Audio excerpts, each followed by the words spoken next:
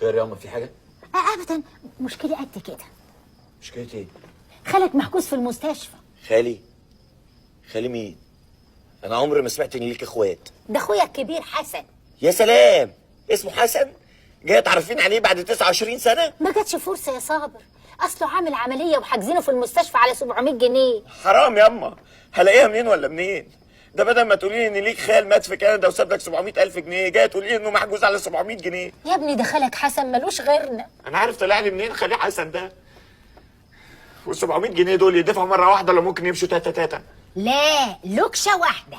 لك شو انت فرحانه فيا؟